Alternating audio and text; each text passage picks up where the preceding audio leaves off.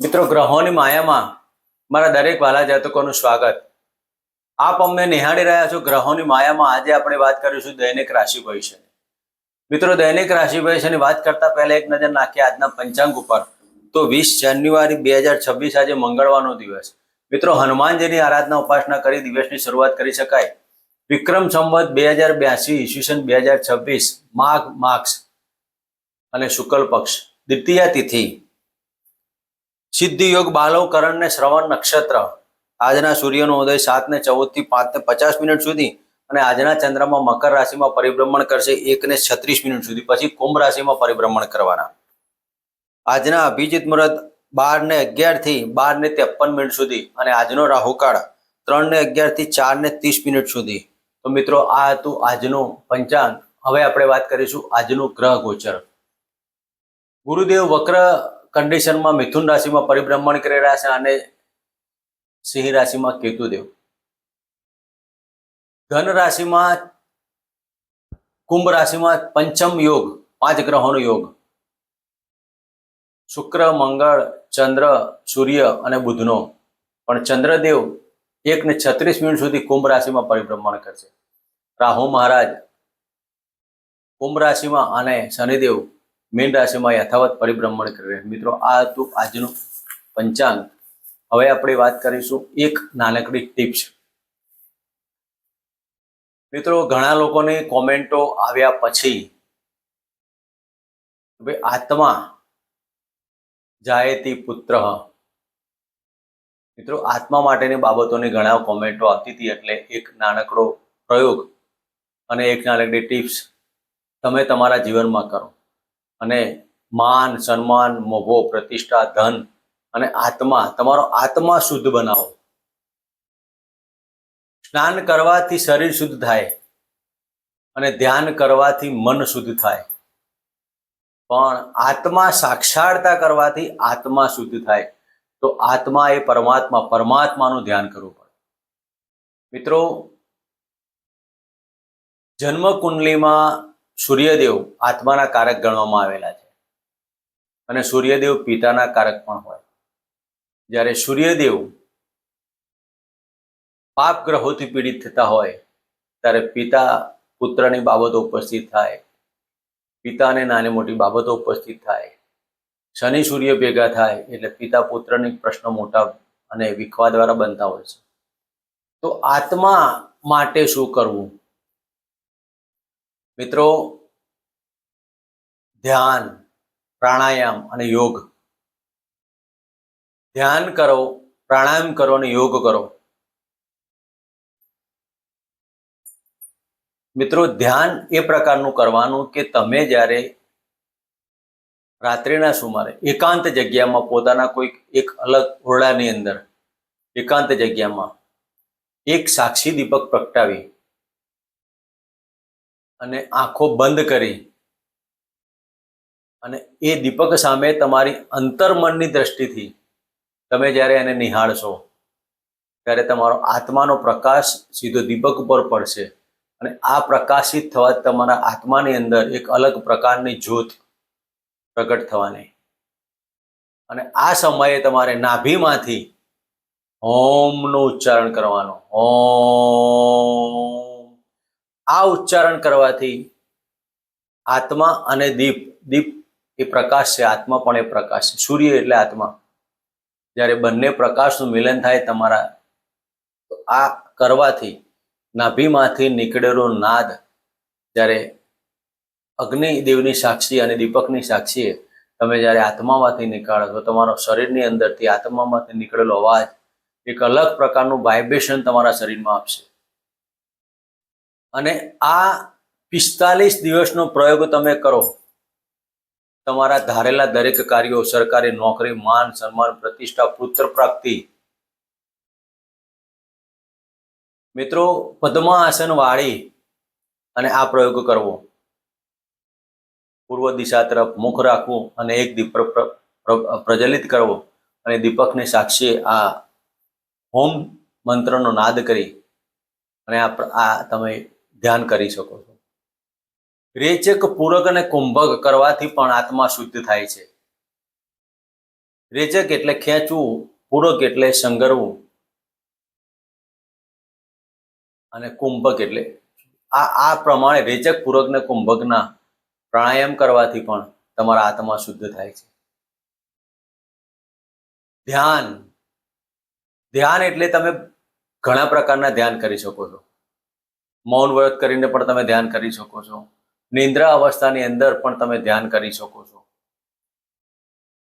અને જ્યારે તમે પૂજા પાઠમાં બેઠા હોય ત્યારે પણ તમારા કોઈક ભગવાનની પૂજા પાઠ કરતા હોય ત્યારે તમે ભગવાનની સમક્ષ તમારી દ્રષ્ટિથી દ્રષ્ટિ મેળવી અને જ્યારે તમે એક અલગ પ્રકારનું મનની અંદર ચિત્ર ચાલુ થશે, બંનેની દ્રષ્ટિ ધીરે ધીરે ધીરે નષ્ટ થશે અને એક અલૌકિક શક્તિનું ઉત્પાદન એક મનમાં ઉચ્ચારણ થાય અને અલૌકિક શક્તિના કારણે તમારા અંતરાત્માથી જે તમને દેખાય એ પરમ કૃપાળુ પરમાત્મા જ હશે. આપણા ઋષિમુનિઓ, વિદ્વાન ઋષિમુનિઓ જે ઘણા વર્ષો સુધીની તપસ્યાની અંદર જ્યારે આવા યોગ અને પ્રાણાયામને આવી ધ્યાન કરતા હોય ત્યારે તેમને પરમ કૃપાળુ પરમાત્માના દર્શન થતા હોય છે. તો મિત્રો, સૂર્ય એ આત્માના કારકને આત્મા તમારો જેટલો શુદ્ધ અને આત્માનું તમે જ્યારે સ્નાન કરાવશો, આત્માને આ રીતે આ પ્રમાણે તમે કરી શકો છો.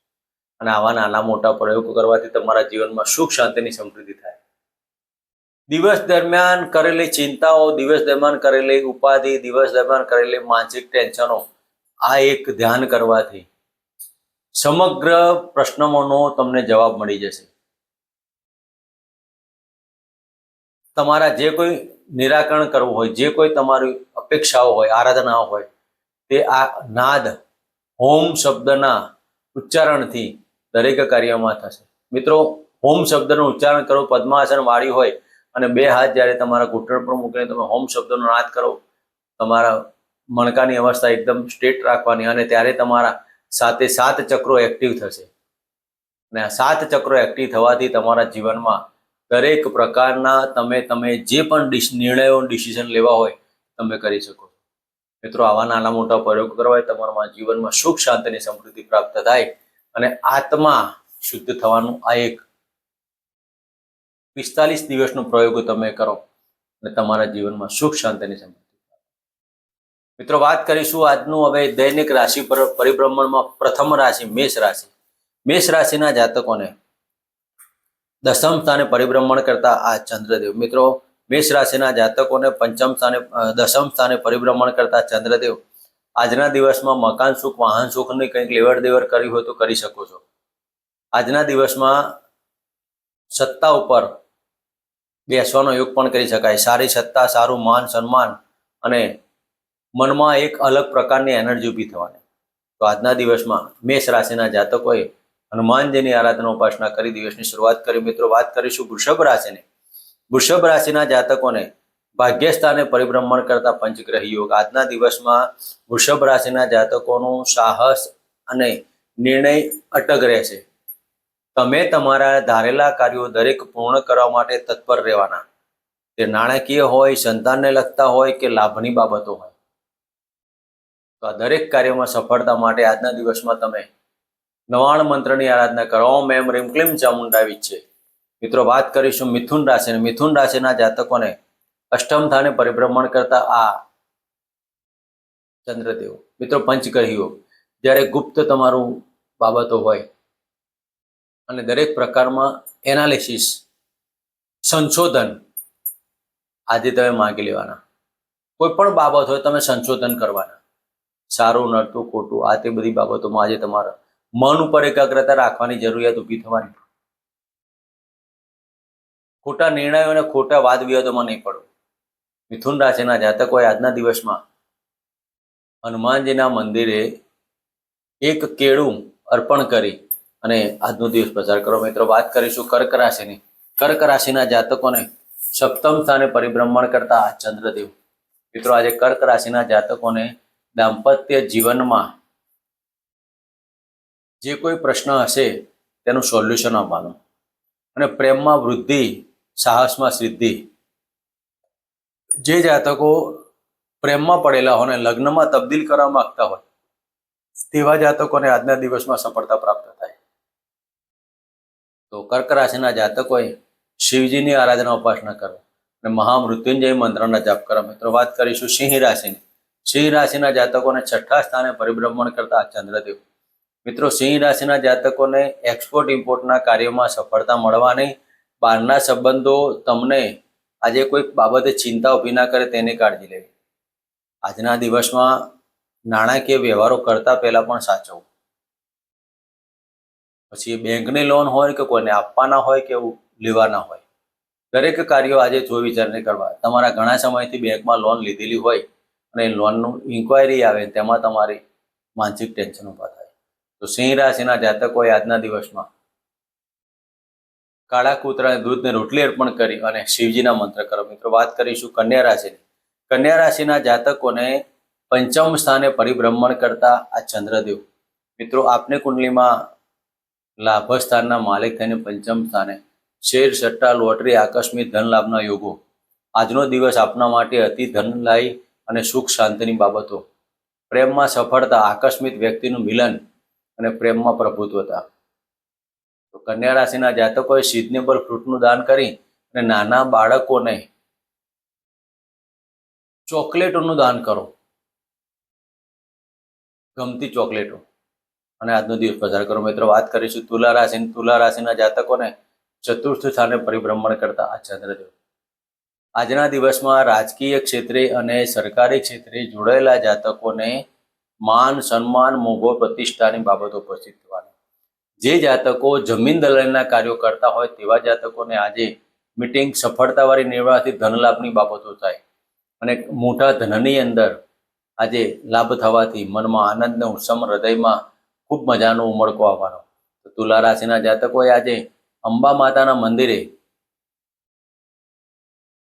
નાળિયેર, આખું નાળિયેર ફોડવાનું નહીં અને ત્યાં મૂકી દેવાનું અને માનો એક ભોગ અર્પણ કરો. મિત્રો વાત કરીશું વૃશ્ચિક રાશિની. વૃશ્ચિક રાશિના જાતકોને ત્રીજા સ્થાને પરિભ્રમણ કરતા ચંદ્રદેવ. આજે તમારા પરાક્રમ, નાના ભાઈ બહેનો સાથે, સ્નેહીજનો સાથે આજે દિવસ પસાર થવાનો.